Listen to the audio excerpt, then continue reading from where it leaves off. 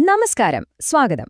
നമ്മളിന്ന് പരിശോധിക്കുന്നത് ആധുനിക ഇസ്ലാമിക ലോകം നേരിടുന്ന ഒരു പ്രത്യേക ദൈവശാസ്ത്രപരമായ കാഴ്ചപ്പാടാണ്. ഇത് ദൈവം ഇന്നെവിടെയാണ് എന്നൊരു പരിപാടിയിൽ അവതരിപ്പിക്കപ്പെട്ട ചില വാദങ്ങളെ അടിസ്ഥാനമാക്കിയുള്ളതാണ്. ഈ വിശകലനം തുടങ്ങുന്നത് തന്നെ വളരെ ശക്തമായൊരു നിരീക്ഷണത്തോടെയാണ്. ഇന്നത്തെ മുസ്ലിം സമൂഹം എണ്ണത്തിൽ കോടിക്കണക്കിനുണ്ടെങ്കിലും അവരുടെ മതത്തിന്റെ യഥാർത്ഥ സത്തയിൽ നിന്ന് 99% അകന്നുപോയിരിക്കുന്നു എന്നാണ് ഈ സ്രോതസ് പറയുന്നത്. ഇതിന് ശക്തി പകരാനായി പ്രവാചകൻ മുഹമ്മദിന്റേതെന്ന് പറയപ്പെടുന്ന ഒരു പ്രവചനം അവർ ഉദ്ധരിക്കുന്നു.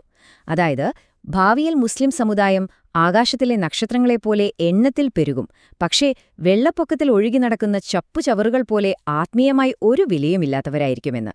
ശരി, നമുക്കിതിലേക്ക് ആഴത്തിലിറങ്ങിച്ചെല്ലാം. അപ്പോ ഈ ഒരു കാഴ്ചപ്പാടിനെ നമ്മൾ 4 പ്രധാന ഭാഗങ്ങളായിട്ടാണ് നോക്കാൻ പോകുന്നത്. 1, വഴിപിഴച്ച ഒരു സമൂഹം എന്ന നിലവിലെ അവസ്ഥ. 2, ഇതിന്റെ എല്ലാം അടിസ്ഥാന കാരണമായി പറയുന്ന ഒരു വഞ്ചന. 3, മുൻകൂട്ടി പ്രവചിക്കപ്പെട്ട ഒരു പാത. ഒടുവിൽ ഒരു പ്രതീക്ഷയായി വരുന്ന മാർഗദർശിയെക്കുറിച്ചും. അപ്പോൾ ആദ്യത്തെ ഭാഗം, വഴിപിഴച്ച ഒരു സമൂഹം. അതായത്, ഇന്നത്തെ ഈ ഒരു പ്രതിസന്ധിയെക്കുറിച്ചുള്ള അവരുടെ വിലയിരുത്തൽ എന്താണെന്ന് നോക്കാം.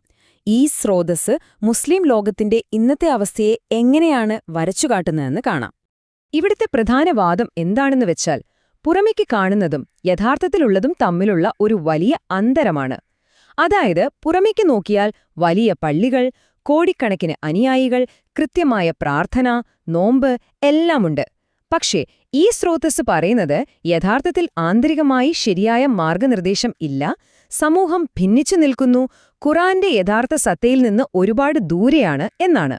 ഇതിനൊരു ഉദാഹരണമായിട്ടാണ് അവർ അൾജീരിയയിൽ ഏകദേശം $200 കോടി ചെലവഴിച്ച് നിർമ്മിച്ചൊരു കൂറ്റൻ പള്ളിയുടെ കാര്യം പറയുന്നത്.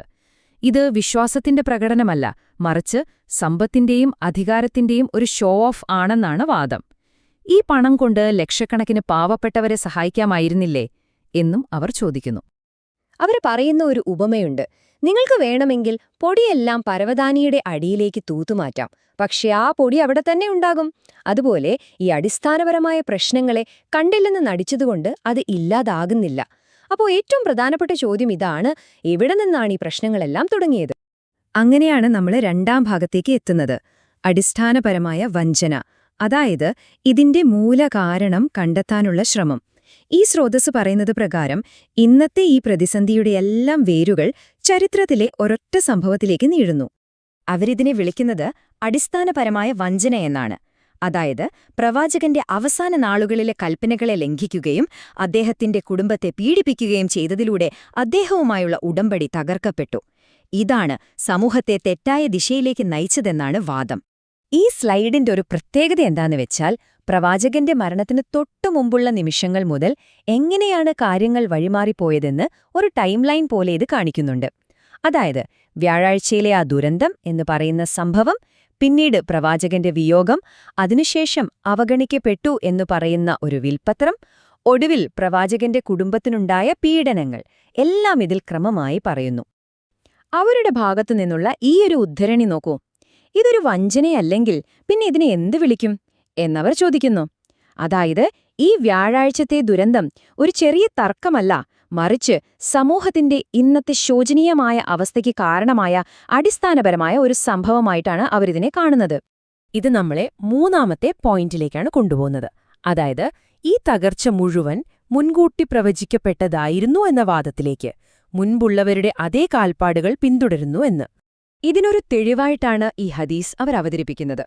പ്രവാചകൻ മുൻകൂട്ടി പറഞ്ഞിരുന്നു, എന്റെ സമൂഹം മുൻപുണ്ടായിരുന്ന സമൂഹങ്ങളുടെ അതേ തെറ്റായ വഴികളിലൂടെ തന്നെ സഞ്ചരിക്കും, അതും ഇഞ്ചോടിഞ്ചായി, ചുവടുവെച്ച് ഒരു മാറ്റവുമില്ലാതെ. ഇവിടെയാണ് അവർ ചൂണ്ടിക്കാണിക്കുന്ന ഒരു വലിയ വിരോധാഭാസം. അതായത്, മുസ്ലിങ്ങൾ മറ്റു മതങ്ങളിൽ അഴിമതിയുണ്ടായി, അവർ വേദഗ്രന്ഥങ്ങൾ മാറ്റിമറിച്ചു എന്നൊക്കെ പറയാറില്ലേ, അതേ കാര്യങ്ങൾ സ്വന്തം സമൂഹത്തിലും സംഭവിക്കുമെന്ന് മുൻകൂട്ടി പ്രവചിക്കപ്പെട്ടിരുന്നുവെന്ന്.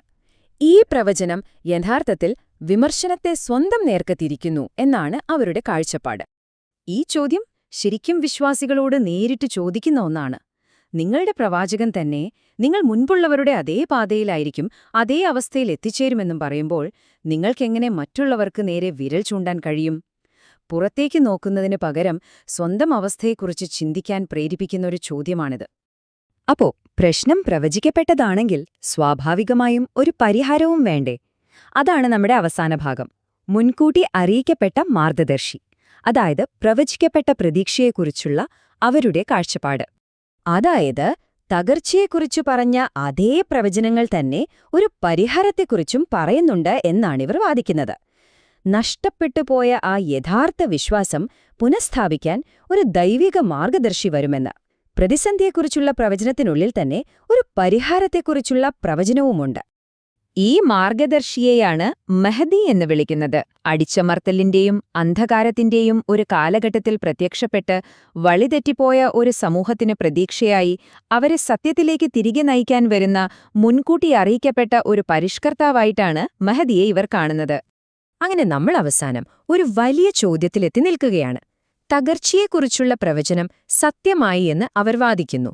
അങ്ങനെയെങ്കിൽ ഒരു മാർഗദർശകന്റെ വരവിനെക്കുറിച്ചുള്ള പ്രവചനത്തിന്റെ അർത്ഥമെന്താണ്? പരാജയത്തിന്റെ പ്രവചനം നടന്നുവെങ്കിൽ ഒരു രക്ഷകന്റെ വരവിനെക്കുറിച്ചുള്ള പ്രവചനത്തിന്റെ കാര്യമെന്താകും? ചിന്തിക്കേണ്ട ഒരു കാര്യം തന്നെയാണത്.